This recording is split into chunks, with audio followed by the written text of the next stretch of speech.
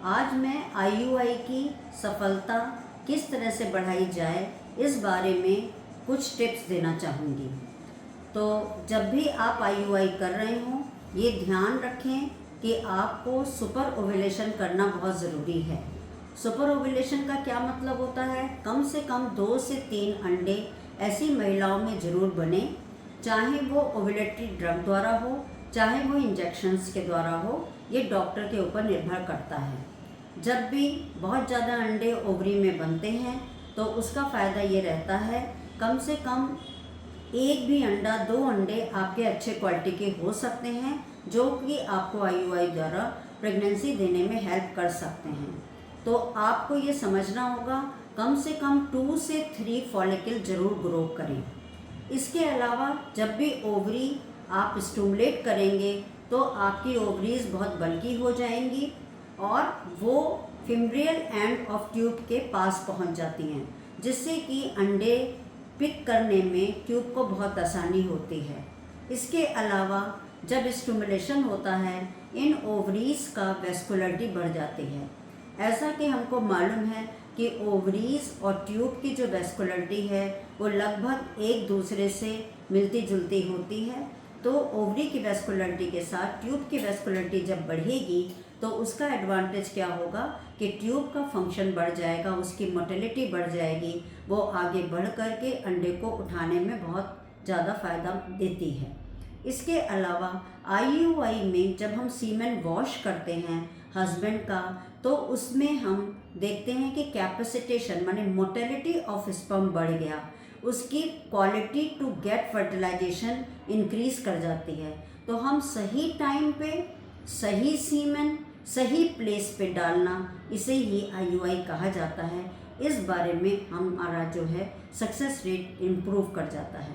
अब बात आती है कि हमको किस समय आईयूआई करना चाहिए।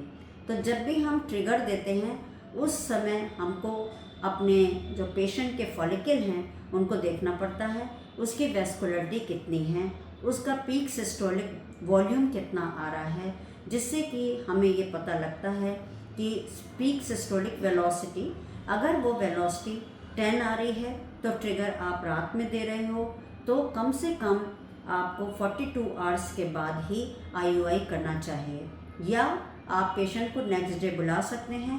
अगर फॉलिकल ऑलरेडी रप्चर कर गया है तो आप आईयूआई का टाइम भी बदल सकते हैं, लाइक दैट। लेकिन अगर आप 36 आवर्स में ही आईयूआई कर रहे हैं और आप 48 आवर्स में आईयूआई कर रहे हैं उसके बाद, तो सक्सेस की जो रेट होती है कुछ हद तक कम हो जाती है। तो इन बातों का हम लोग को बहुत ध्यान रखना चाहिए।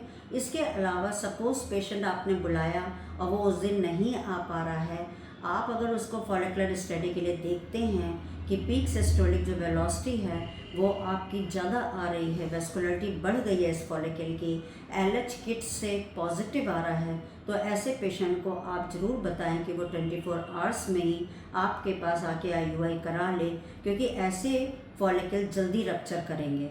तो एक अच्छा अल्ट्रासाउंड आपकी आईयूआई रेट बढ़ा रहा है, अच्छा फॉलिकुलर स्टडी आपकी आईयूआई रेट बढ़ा रहा है, अच्छा सीमेन वॉश आपको फ़र्क देगा, और इसके अलावा टाइमिंग ऑफ आईयूआई बहुत इम्पॉर्टेंट है। आप इंटरनल ऑस को, सर्वाइकल इंटरनल ऑस को आप निगोशिएट कर पा रहे हैं कि नहीं कर पा रहे हैं। एक और जो बहुत ही इम्पॉर्टेंट टिप्स है कि ये जो आईयूआई की प्रक्रिया है ये आपका नॉन इन्वेजिव हो, नॉन ट्रॉमेटिक हो। इसके लिए अगर पेशेंट बियर कर सकता है तो आप एक ईटी कैनुला भी यूज़ कर सकते हैं, जो कि इंटरनल जो कैनुला होता है उससे आप सीमेन अंदर पुश कर सकते हैं, जो कि एट्रोमेटिक होगा, जिससे कि पेशेंट की सक्सेस की रेट बढ़ जाएगी। Thank you so much.